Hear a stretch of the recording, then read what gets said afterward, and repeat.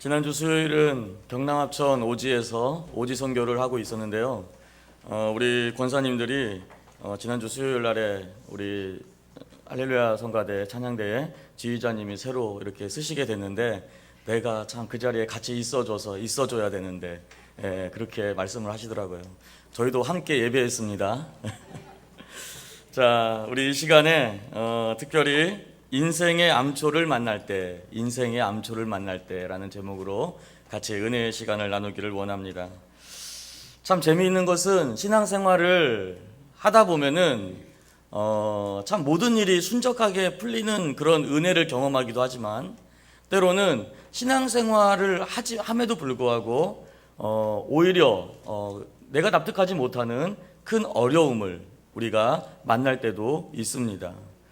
그 가운데에서 내 뜻대로 되지 않는 일들이 생길 때나 아니면은 오늘 제목에서 말하고 있는 것처럼 내 신앙생활 속에서 암초와 같은 어려운 일들을 만날 때 그것을 바라보는 우리의 눈이 어떠해야 하는가, 그리고 그것을 어떻게 풀어가는 것이 하나님의 은혜 안에 있는 우리들의 모습인가, 그리고 신앙생활 안에서 왜 하나님은 그런 암초와 같은 그런 어려움들을 우리 안에 허락해 주시는가, 오늘 말씀을 묵상하며 그것에 대한 해답을 같이 찾아가기를 원합니다.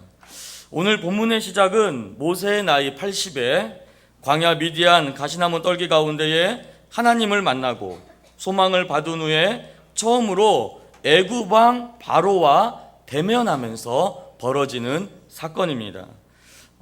모세는 그의 인생을 크게 세 부분으로 나눈다라고 얘기를 하죠. 처음에 자신이 무엇인가를 할 수 있다라고 생각했던 애굽의 왕자의 인생 40년이 있었고, 그러나 그 인생 가운데 무엇인가 할 수 있을 거라고 생각했는데 막상 뚜껑을 열어보니 나는 아무것도 아니구나 라고 생각되었던, 그래서 광야에서 무명의 생활을 살았던 40년이 있었습니다. 그리고 가시나무 떨기 가운데에서 하나님을 만나고 그 가운데에서 하나님께 소명을 받고 그 가운데에 하나님께 붙들림 바 된 가운데에 이제는 본격적인 하나님의 능력자로 쓰임받는 40의 인생이 있습니다. 오늘은 그 두 번째 분기점에 있는 바로 하나님 앞에 소명을 받은 이후에 가장 먼저 바로와 대면하는 가운데에 어떤 일들이 벌어지게 되는가라는 것을 살펴보게 될 것입니다. 먼저 이 5장 말씀을 살펴보기 전에 바로 모세가 어떻게 소명을 받게 되었는가를 살펴보는 것이 참으로 중요합니다. 출애굽기 3장과 4장 말씀을 가만히 묵상해 보니까요, 제가 말씀을 준비하면서 참 재미있는 걸 발견했어요. 3장과 4장을 통하여서 모세는 하나님께 소명을 받기 시작합니다. 그런데요, 하나님이 참 말씀이 많으세요. 3장과 4장 말씀에서 어찌나 말씀이 많으신지 우리가 그것을 한번 같이 바라봅시다. 우리 출애굽기 3장 9절에서 10절 말씀을 잠깐 바라보기를 원합니다. 출애굽기 3장 9절에서 10절 말씀을 잠깐 바라보기를 원합니다. 자, 우리 같이 한번 읽어보겠습니다. 시작. 이제 가라, 이스라엘 자손의 부르짖음이 내게 달하고 애굽 사람이 그들을 괴롭게 하는 학대도 내가 보았으니 이제 내가 너를 바로에게 보내어 너에게 내 백성 이스라엘 자손을 애굽에서 인도하여 내게 하리라. 하나님은 모세를 부르십니다. 모세의 나이 80이 되는 그 순간에 특별히 하나님께서는 가시떨기 나무 가운데에서 모세를 찾으십니다. 그리고서는 모세에게 소명을 줍니다. 무슨 소명입니까? 이제 가라라는 것입니다. 이제 내가 너를 바로에게 보내고 너에게 내 백성 이스라엘 자손을 애굽에서 인도하여 내는 그 직무를 주겠다라는 것입니다. 그런데요, 재미있는 것은 이 부르심 앞에 반응하는 모세의 태도입니다. 출애굽기 3장 11절 말씀을 바라보니까 내가 누구이기에 바로에게 가며 이스라엘 자손을 애굽에서 인도하여 내리까라고 거절을 하고 있습니다. 그런데 하나님은 이 내가 누구이기에 하나님 내가 바로에게 가겠습니까? 나는 아무것도 아닙니다 라고 얘기하는 그 모세를 3장과 4장에서 계속해서 설득하고 있어요. 그런데 중요한 것은 그 설득 속에서도 다시 한번 출애굽기 4장 1절로 와 보십시오. 3장은 모세를 설득하는 하나님이 나와 있습니다. 그런데 4장 1절에서 그 설득하는 얘기를 다 들은 이후에 모세가 한마디를 합니다. 4장 1절 같이 한번 읽어볼까요? 시작. 모세가 대답하여 이르되 그러나 그들이 나를 믿지 아니하며 내 말을 듣지 아니하고 이르기를 여호와께서 내게 나타나지 아니하셨다 하리이다. 또 뭐하고 있는 거예요? 3장에서 기껏 설득해가지고 마음을 돌렸나 싶었더니 그러나로 반응하면서 하나님 그들은 믿지 않을 겁니다 라는 거예요. 그러니까 4장 2절 잠깐 보세요. 여호와께서 또 그에게 이르시되, 또 설득하는 거예요. 하나님이 모세를 또 설득합니다. 열심히 설득을 해놨더니 뭐라고 얘기하고 있습니까? 출애굽기 4장 10절 말씀으로 와보십시오. 4장 10절 말씀입니다. 같이 한번 읽어볼까요? 모세가 여호와께 아뢰되 오 주여 나는 본래 말을 잘하지 못하는 자니이다. 주께서 주의 종에게 명령하신 후에도 역시 그러하니 나는 입이 뻣뻣하고 혀가 둔한 자니이다. 그러니까요, 또 뭐라고 얘기하고 있어요? 모세에게 가서 할 말을 내가 너에게 주었다. 또 그 다음 절에서 또 설득을 하고 있습니다. 11절 말씀에서 여호와께서 그에게 이르시되 이제 가라. 내가 내 입과 함께 있어서 할 말을 가르치리라. 네 입이 뻣뻣하다고 하지만은 그 입을 지은 사람이 누구냐? 그 입을 지은 이가 누구냐? 그리고 내가 네 입과 함께 할 것이다. 가라라는 거예요.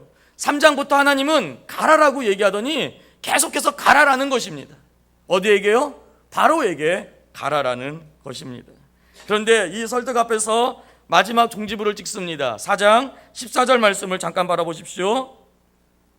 4장 13절 말씀을 잠깐 바라보십시오. 13절 말씀 같이 한번 읽어봅니다. 모세가 이르되 오 주여 보낼 만한 자를 보내소서. 하나님, 나 이제 설득해도 필요 없습니다. 하나님, 보낼 만한 자를 보내십시오. 하나님이 참 3장과 4장에서 말이 많아요. 그런데요, 중요한 건 하나님도 이제 한계치에 도달했어요.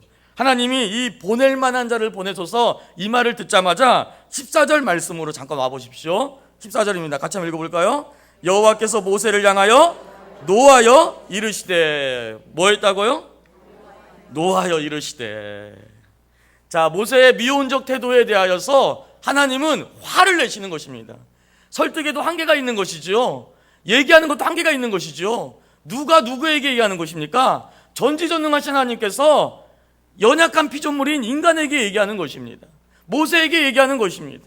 그런데 그 얘기도 통하지가 않는 거예요. 하나님, 나 도저히 못 갑니다. 하나님, 나는 안 됩니다. 이게 모세의 대답이었다라는 것입니다.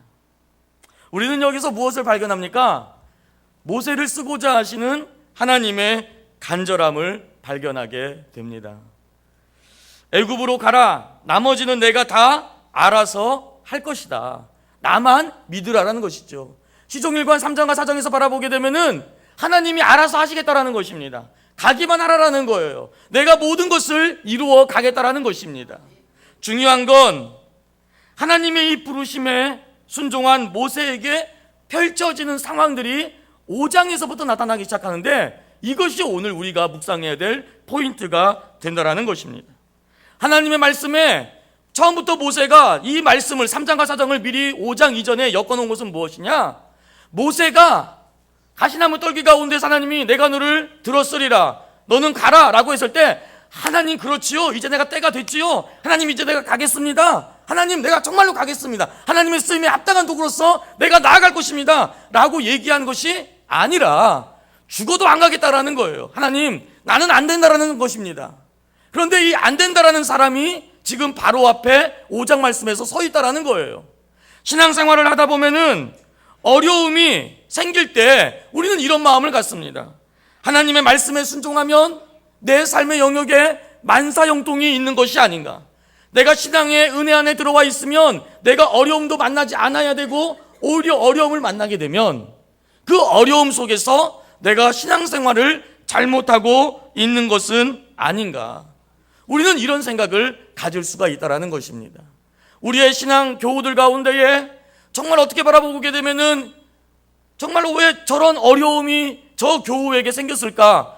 우리가 한편으로는 위로하면서 한 마음 가운데에서는 저 사람이 혹시 하나님 앞에 무슨 범죄함이 있는 것은 아닌가? 하나님과 그만의 어떠한 문제가 있는 게 아닌가? 우리는 신앙생활에 어려움이 찾아오고 그 가운데 그 힘든 일이 있을 때에 우리는 이렇게 잘못된 생각을 가질 수가 있다라는 것입니다. 오늘 본문은 이 질문에 답을 제공해 줄 것입니다. 문제 너머에서 역사하시는 하나님의 마음을 이해하게 될 것입니다. 그리고 문제를 어떻게 풀어가야 할지에 대한 그 비결을 우리의 귀한 성도님들에게 제공해 줄 줄로 믿습니다. 자, 먼저 바로에 대한 모세의 요구를 먼저 살펴보기를 원합니다. 3장과 4장에서 하나님의 그 명령에 순종하여 어떻게 바라보게 되면은 그냥 하나님께서 강압적으로 가라고 하시니까 마지못해 가는 것처럼 보여요. 이 모세가 바로 앞에 가게 되었을 때 하나님의 뉘앙스는 다 해결해 준다라는 뉘앙스였어요. 나만 믿으라는 거였습니다. 지팡이를 짚고 가라는 것이었습니다. 그 가운데에서 마치 바로에게 말 한마디만 던지기 시작하면 모세가 마치 하나님과 같이 보여져서 바로가 꿈쩍도 못하고 순종할 것 같은 그런 뉘앙스를 보여주고 있다라는 거예요. 그런데 정말 그렇습니까? 한번 같이 보기를 원합니다. 먼저 5장 1절을 같이 한번 읽어보겠습니다. 5장 1절입니다. 자, 시작.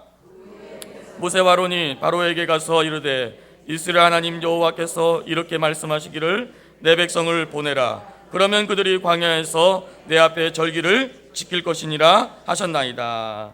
자, 여기에서요 잘 주목해서 보여야 될 것이 무엇이냐? 모세와 바로가 처음 대면하는 것입니다. 그리고 이 처음 대면하는 상황 가운데에 모세는 바로에게 요구합니다. 그 요구의 내용이 무엇입니까?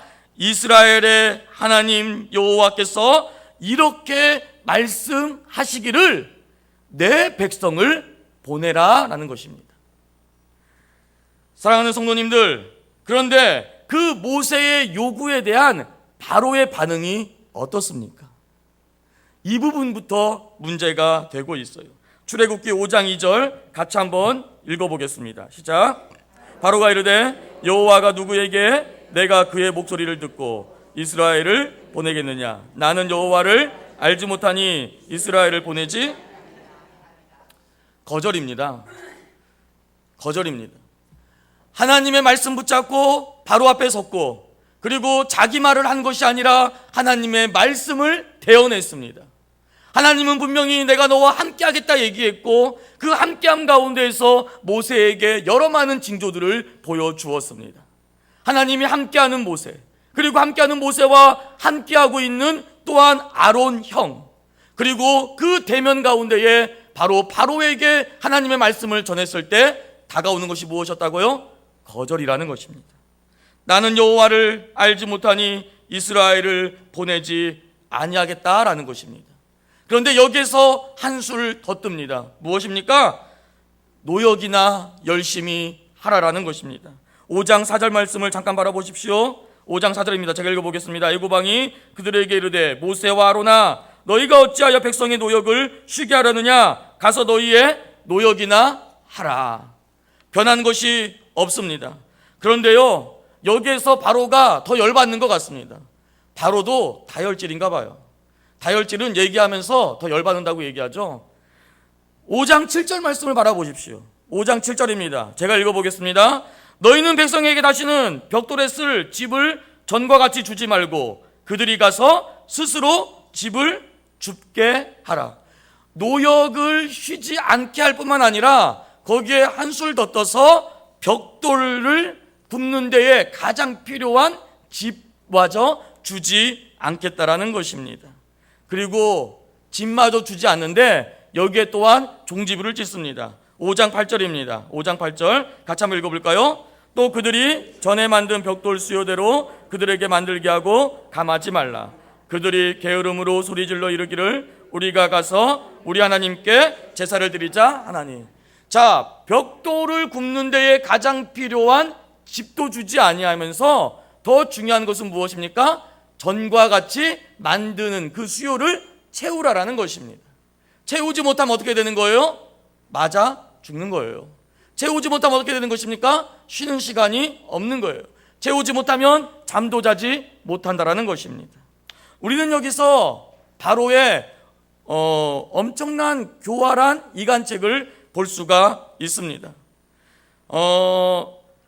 바로는 이 이간책을 통하여서 모세와 이스라엘 백성 사이를 벌어지게 하고 또한 사기를 저하시키고 결국적으로는 출애굽을 하지 못하게 하려는 궁극적인 목적이 그 안에 숨겨져 있습니다. 또한 우리가 한 가지 여기에서 팁을 얻고자 한다면은 왜 벽돌에 집을 넣느냐라는 것입니다. 벽돌에 집을 넣는 이유입니다. 제가 책을 읽어보니까 집에 기능이 있습니다. 그것은 무엇이냐? 단순히 흙벽돌을 결집해주는 역할을 할 뿐만 아니라 이 집이라는 기능은 화학적인 부식 과정을 거쳐서 벽돌의 강도와 유연성을 크게 증진시킨다라고 합니다. 집이 들어가지 않은 벽돌은 쉽게 금이 가고 모양이 변형된다라고 해요. 그렇기 때문에 특별히 우리가 잘 알고 있는 것처럼 이집트 하면은 뭐가 생각납니까? 피라미드 생각나지 않습니까? 이런 모든 엄청난 공역을 함에 있어서 바로 이 흙벽돌에, 그리고 흙벽돌에 들어가는 집은 너무나도 소중한 재료가 되는 것입니다. 여기서 또 한 가지를 또 이렇게 연구해 봤어요. 무엇이냐면은 과연 한 사람이 구울 수 있는 벽돌의 양이 얼마나 될까? 왜? 벽돌의 수요들을 감하지 안 해준다고 하니까. 그런데 장정 한 명이 하루에 생산하는 벽돌의 양은 능숙한 승용 공일 때에는 7에서 8시간 노동일을 하여서 약 3,000개 정도의 벽돌을 굽는다라고 합니다. 그런데 라암세스 2세 5년에 가죽 두루마리가 발견되었는데 그 가죽 두루마리에는 각자가 2,000개의 벽돌 할당량을 배당받아서 40명의 사람들이 모두 8만 개의 벽돌 공급량을 만들었다라는 기록이 되어져 있습니다.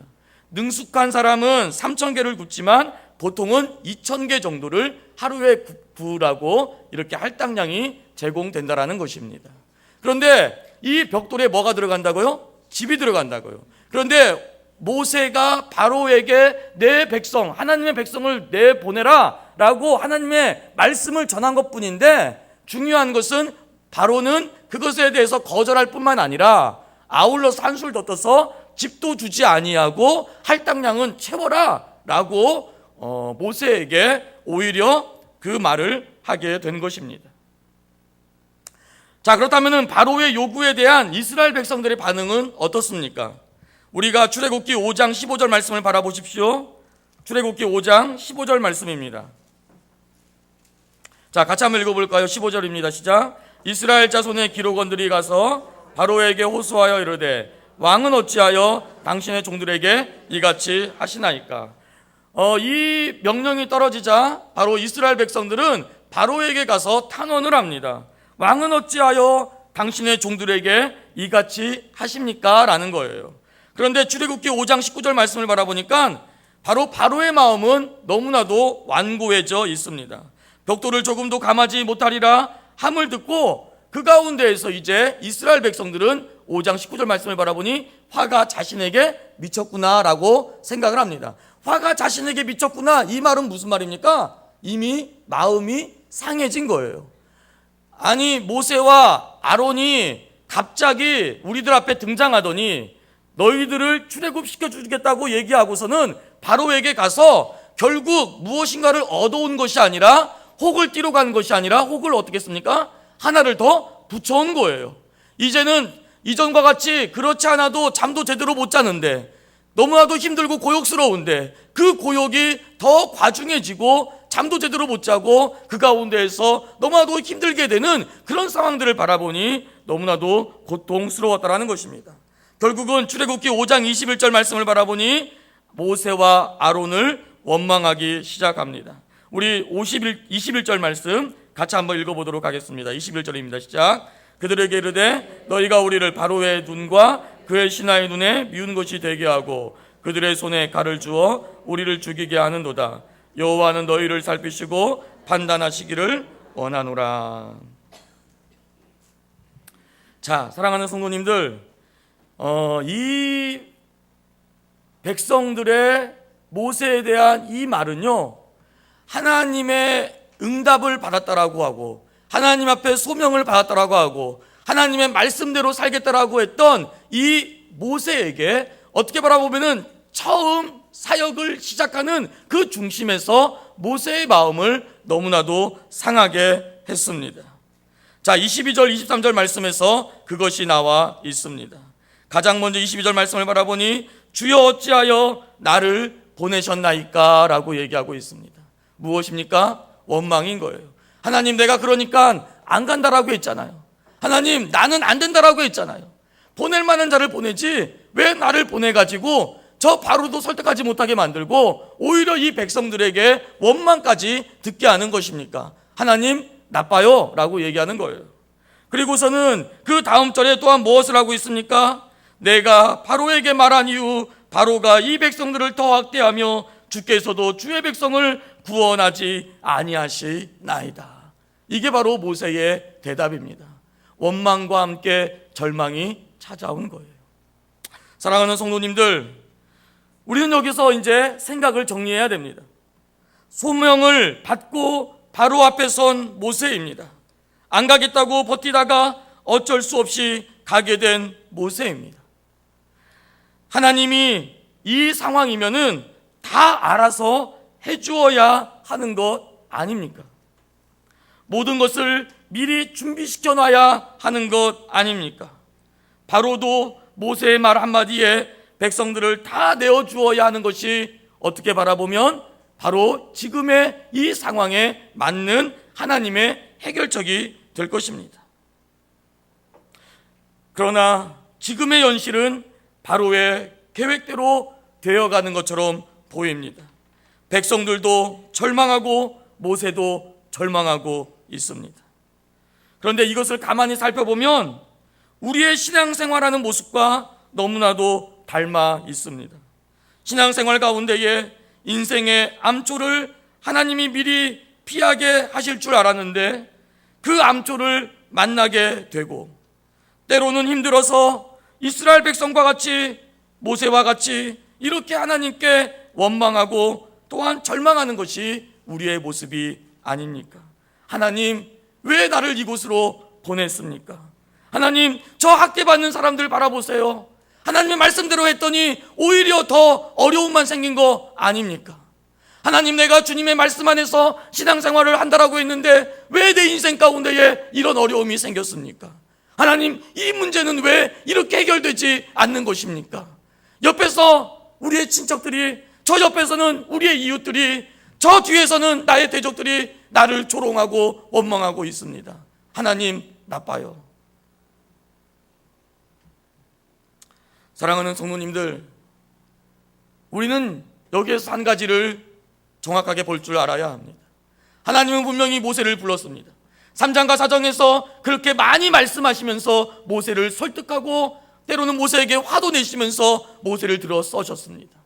그러나 중요한 건 5장에 와서 하나님의 말씀대로 바로 앞에 섰던 모세였지만 중요한 건 변화된 것이 아무것도 없더라는 것입니다.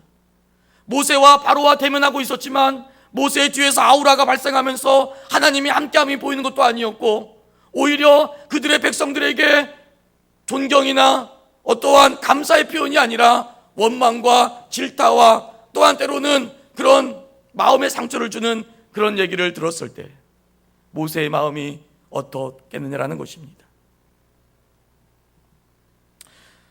왜 하나님은 바로의 마음을 완강한 상태로 내어버려 두셨을까요? 인생의 암초를 신앙인에게 왜 허락하실까요?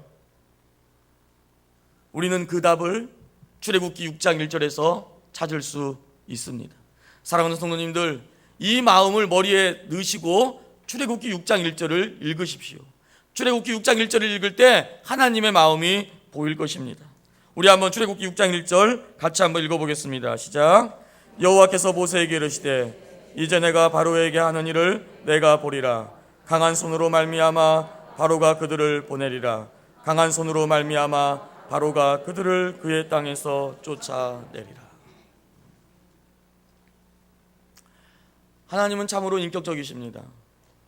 오늘 말씀에서 하나님께 원망하고 하나님 나를 왜 보냈습니까? 저 이스라엘 백성들을 바라보십시오. 하나님 정말 이러면 안 되는 거 아닙니까? 라고 얘기하는 모세에게 하나님은 너 왜 이렇게 하나님을 못 믿니라고 하나님이 책망하거나 핀잔하지 아니하시고 오늘 6장 1절 말씀을 바라보니 하나님의 마음으로 모세를 위로하십니다.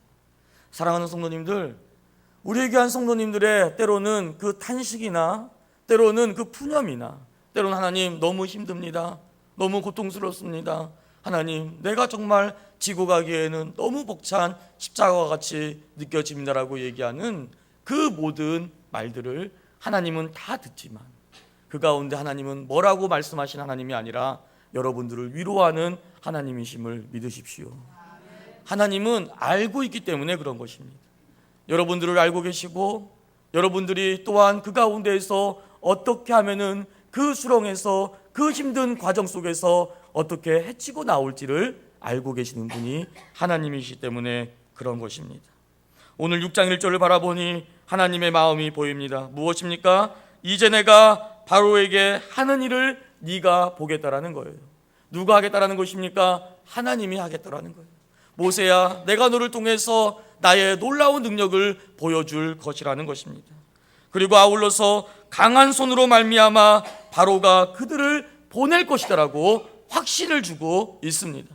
지금은 아무것도 벌어진 것이 없는 것처럼 보여지고 바로의 그 간궤가 아무것도 주지 않음으로 말미암아 백성들의 마음을 상하게 하고 그 상한 마음으로 모세의 마음까지 상하게 했던 그 간궤가 통하는 것처럼 보이는데 중요한 건 하나님은 이미 싸움의 결론을 내리고 있다는 것입니다.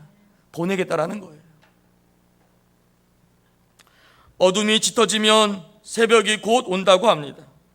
가장 절망하고 힘든 순간, 모두가 포기하는 그 순간에 하나님은 일하고 계심을 믿으십시오. 그런데 중요한 것이 있어요. 저는 여기에서 좀 엉뚱한 질문을 해봤습니다. 왜 하나님은 순적하게 일하시지 아니하고 이런 상황 속에서 당신의 능력을 굳이 보여주려고 하느냐라는 것입니다. 제가 너무 무례합니까? 아니, 하나님 그렇게 모세를 쓰기를 원했고 모세를 설득해서 데려왔다면 바로 앞에 딱 섰을 때에 갑자기 모세의 마음을 주눅들게 하거나 아니면 꿈에라도 나타나가지고 모세가 갈 것이니, 모세가 이런 말을 할 것이니 너는 내 백성들 이제는 고만 부려먹고 보내라 라고 한마디만 해주었다면, 그렇게 준비만 해줬다면, 그래서 모세가 정말 떨리는 마음으로 가서 바로야 내 백성들, 하나님의 백성들을 내놓아라 했을 때 모세가 내가 하나님을 꿈에서 봤다, 너를 꿈에서 봤다 이렇게 얘기하면서 그냥 내보내줬다면 얼마나 일이 쉽게 풀릴까?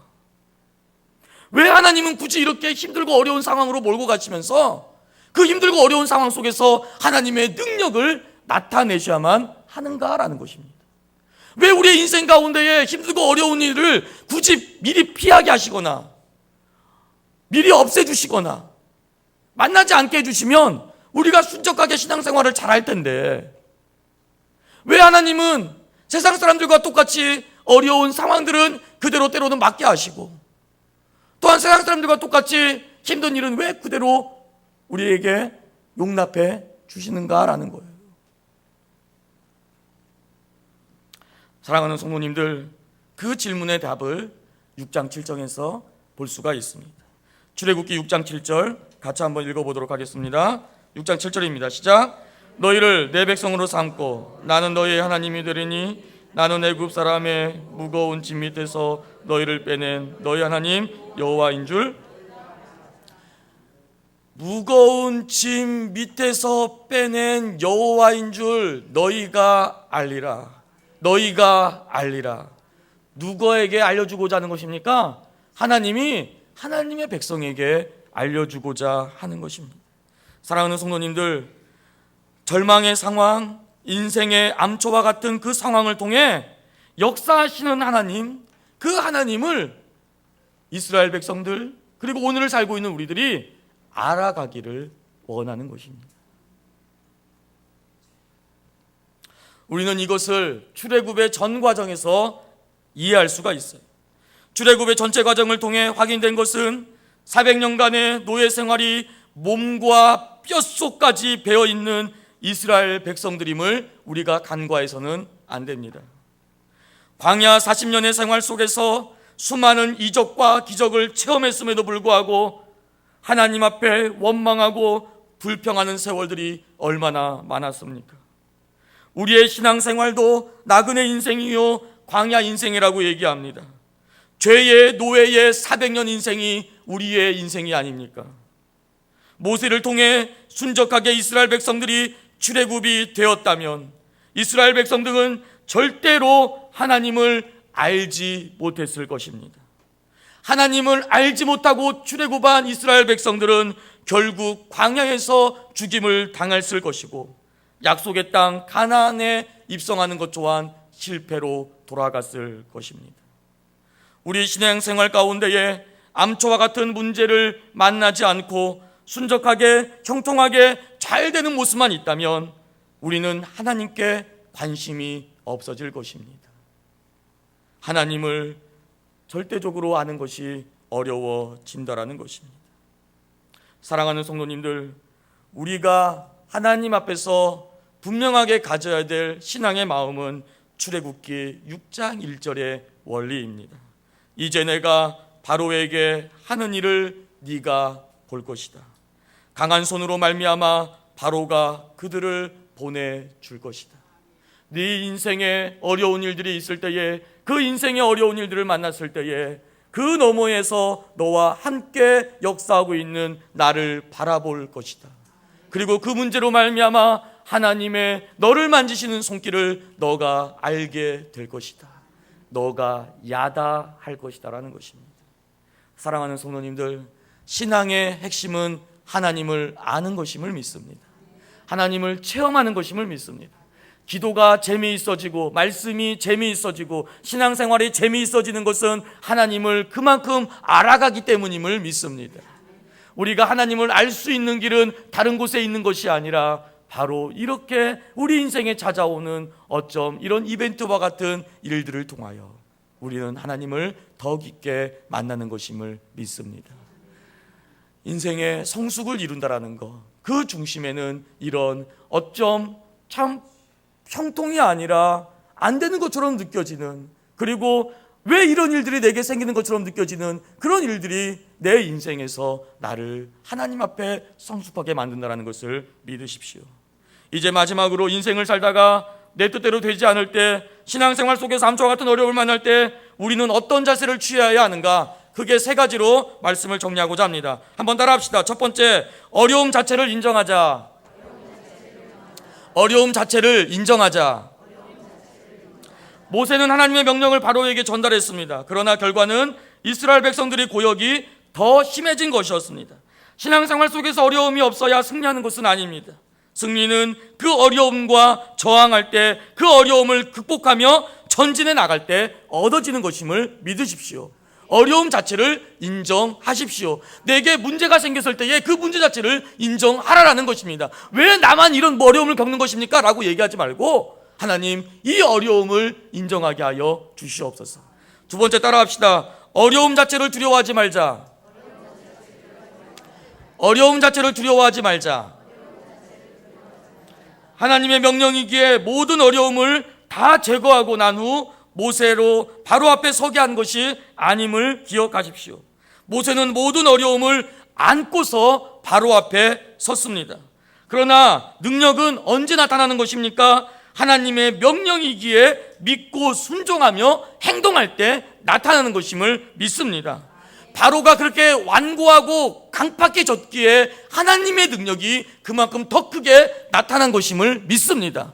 그 하나님의 능력이 그렇게 더 크게 나타났기에 이스라엘 백성들이 하나님의 위대함을 볼 뿐만 아니라 저 멀리에 있는 가나안 족속마저도 하나님의 그 위대함을 발견할 수 있었음을 믿습니다. 중요한 것은 부딪히면서 하나님이 답을 주신다는 것을 믿으십시오. 어려움 자체를 결코 두려워해서는 안 된다는 것입니다. 마지막으로 따라합시다. 어려움 속에서 하나님께 집중하자.